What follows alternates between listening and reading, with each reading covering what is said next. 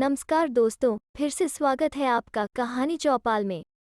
आज की कहानी का नाम है सिक्कों की बरसात। यह कहानी गरीबदास नाम के एक कंजूस की है। उसके पास कई एकड़ जमीन थी। खेती करने के लिए गरीबदास ने कई मजदूरों को रखा हुआ था। वो साहूकारी भी करता था। लोगों को कर्ज देकर उनसे मोटा ब्याज ऐंठता था। उसकी कंजूसी ने भी धन जोड़ने में उसकी काफी मदद की। इस तरह वो गांव का सबसे धनी व्यक्ति बन गया। गरीबदास के लिए सिक्कों की खनखनाहट दुनिया की सबसे मधुर आवाज थी। रात में वो अपने बिस्तर पर काले रंग का एक संदूक लेकर बैठता जिसमें वो अपनी दिनभर की कमाई रखता था।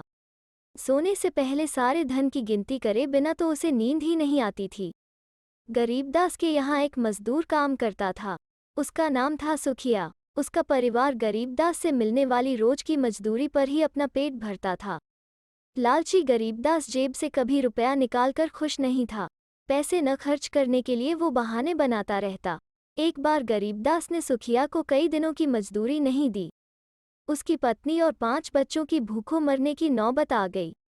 सुखिया दौड़ा दौड़ा गरीबदास के पास पहुंचा और हाथ जोड़कर गिड़गिड़ाने लगा, मालिक, कृपया मेरी मजदूरी दे दो, वरना मेरे बच्चे मर जाएंगे। कल आना, कल, अभी कुछ नहीं दे सकता। हिसाब करना बाकी है। तुम्हारी पूरी मजदूरी निकालूंगा, तभी तो दे पाऊंगा। कम तो दूंगा नहीं, गरीबदास ने कहा और हाथ हिलाते हुए उसे बाहर का रास्ता दिखा दिया। मालिक, मैं हाथ जोड़ता हूँ, मुझे केवल 1 दिन का मेहनताना दे दीजिए, ताकि मेरे बच्चे अभी अपना पेट भर सके। सुखिया गिड़गिड़ाया। अरे, कहा ना, कल आना। मेरे पास यही काम रह गया है क्या? बंद करो ये रोना धोना। जाओ यहाँ से, कहकर गरीबदास वहाँ से चला गया। इसके बाद वो सीधे अपने घर पहुँचा और पत्नी से बोला, मुझे पता चला है कि कुछ जंगली सुअर मेरी फसल को खराब कर रहे हैं। खेतों की निगरानी के लिए मुझे आज रात जंगल जाना होगा। पत्नी बोली, किसी को साथ ले जाना। रात में अकेले जाना ठीक नहीं। मूर्ख हो तुम, किसी को साथ ले गया तो उसे मेहनताना नहीं देना पड़ेगा। चिंता मत करो, मैं किसी ऊंचे से पेड़ पर मचान बनाकर बैठूंगा। आधी रात हो चुकी थी। गरीबदास बरगद के पेड़ पर बनाई हुई मचान पर बैठा था। घुप अंधेरा था और तरह तरह के जीवों की आवाजें आ रही थीं। गरीबदास ने देखा कि बरगद के पेड़ के नीचे एक ओर अचानक हल्का सा प्रकाश बिखरने लगा है। उस रोशनी में न जाने कहां से एक ईश्वरीय आभा बनने लगी। गरीबदास अपनी आंखों पर विश्वास नहीं कर पा रहा था। ये सृष्टि के रचयिता भगवान ब्रह्मा थे जो एक मंच पर विराजमान थे।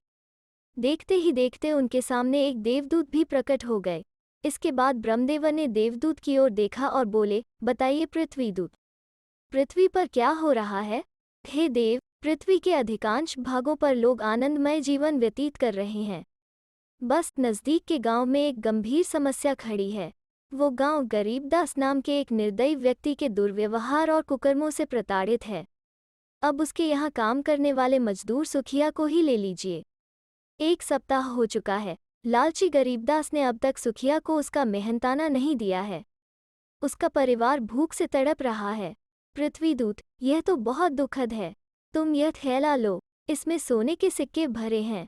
कल रात को इन सिक्कों को सुखिया की झोपड़ी की छत से बरसा देना। ये सिक्के उन निर्धन श्रमिकों की हर जरूरत को पूरा करेंगे। इन शब्दों के साथ ब्रह्मदेव ने पृथ्वीदूत को एक थैला थमा दिया।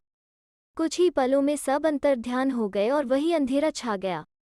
गरीबदास घर की ओर दौड़ पड़ा। सुबह सुबह उसने सुखिया को बुलवा भेजा। सुखिया, मुझे क्षमा करो, कल मैंने तुम्हारी एक न सुनी। ये लो अपना 7 दिन का पारिश्रमिक। अच्छा, तुमसे एक आग्रह करना था। आग्रह नहीं, आप आदेश कीजिए मालिक, सुखिया ने कहा। फकीरदास के आचरण में अचानक आए इस बदलाव से वो हैरान था। सालों बीत गए इस आलीशान घर में रहते। इस ऐशो आराम से अब मन भर चुका है। मैंने तय किया है कि अब मैं साधारण जीवन बिताऊंगा। पूजा पाठ को अपनी जीवन शैली का हिस्सा बनाऊंगा। एक काम करो, तुम मेरे घर में रह लो और मैं तुम्हारी झोपड़ी को अपना घर बना लेता हूँ। लेकिन मालिक, एक गरीब की झोपड़ी में आप कैसे रह पाएंगे? मेरी चिंता मत करो भाई, प्रभु नाम भजूंगा और रह लूंगा।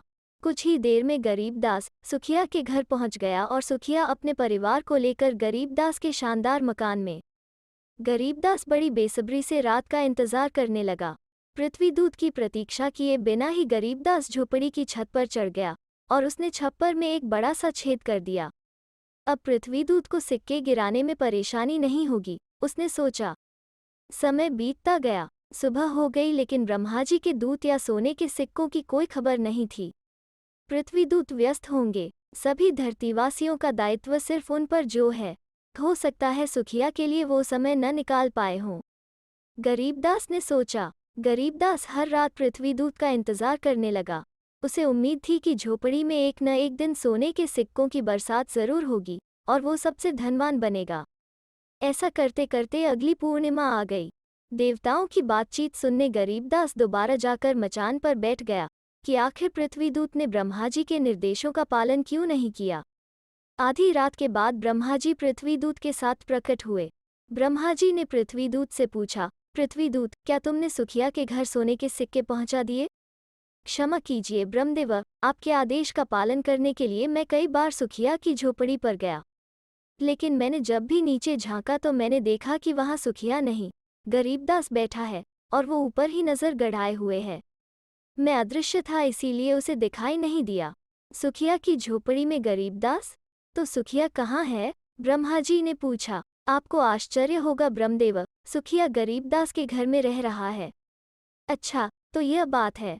गरीबदास को हमारी योजना की जानकारी मिल गई है, तभी उसने सोने के सिक्कों के लालच में सुखिया को अपने घर में भेज दिया और स्वयं झोपड़ी में डेरा जमाए हुए है। गरीबदास स्वयं को बहुत चतुर समझता है, लेकिन तुम्हारी समझदारी की प्रशंसा करनी होगी पृथ्वीदूत। यह बताओ, सुखिया का क्या हाल है? हे ब्रह्मदेव, सुखिया आरामदायक जीवन व्यतीत कर रहा है। गरीबदास के पूरे मकान में अकेले न रहकर वो अपने परिवार के साथ केवल एक ही कक्ष में रह रहा है। शेष बचे कमरों में सुखिया ने कुछ बेघर परिवारों को आश्रय दे दिया है। गरीबदास के इस भव्य महल में एक विशाल बगीचा है जो अब तक खाली पड़ा था। सुखिया ने इसमें सब्जियां लगाई है, जिन्हें बेचकर वो अपने परिवार का भरण पोषण करता है। अद्भुत! सुखिया ने सिद्ध कर दिखाया है कि वो कितना महान व्यक्ति है।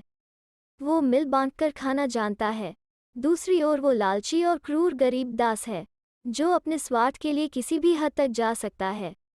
उसके जैसे मनुष्यों की रचना कर मुझे लज्जा आती है, ब्रह्मदेव ने कहा।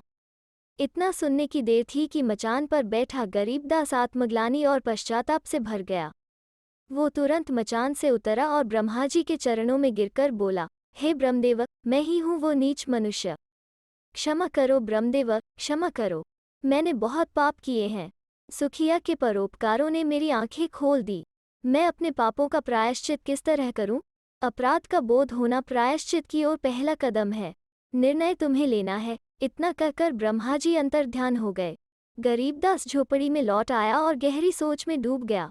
अगले दिन उसने अपना सारा धन निर्धनों में बांट दिया और सदा के लिए गांव छोड़कर जगन्नाथपुरी के लिए निकल पड़ा और अपना शेष जीवन भगवान जगन्नाथ के चरणों में बिताने लगा। तो दोस्तों, कैसी लगी आज की कहानी? अगर अच्छी लगे तो शेयर, लाइक और चैनल को सब्सक्राइब जरूर करें। फिर मिलते हैं एक नई कहानी के साथ।